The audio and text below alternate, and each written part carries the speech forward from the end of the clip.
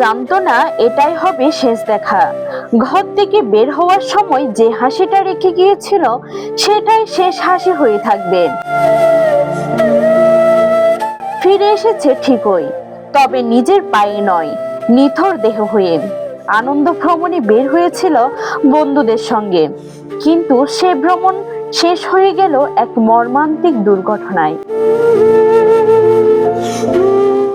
শনিবার দুপুরে কক্সবাজার দরিয়ানগর সৈকতে প্যারাসেলিং করার সময় প্রায় ৩০০ থেকে ৪০০ ফুট উপরে ওঠা সাগরে পড়ে যায় খুলনার শফিক রায়।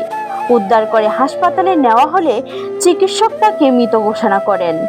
রোববার সকালে তার মরদেহ খুলনার বাসায় পৌঁছালে শোকের মাধ্যমে ভারী হয়ে ওঠে পুরো এলাকা।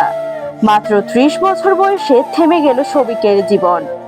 একটি পরিবারের স্বপ্ন যেন মুহূর্তে ভেঙে চুরমার হয়ে গেল। ও এত একটা ভদ্র ছিল, আমরা তো বিশ্বাস করতে আপনার পারিনি যে ও মারা গেছে। আমরা ভাবতেছি যে কিছু হয়েছে নাকি, অ্যাক্সিডেন্টও করতে পারে। লোকজন তো দেখলাম না যে তাকে উদ্ধার করার বা কোনো কিছু, হয়তো উদ্ধার করলে বেঁচে যেত সঙ্গে সঙ্গে।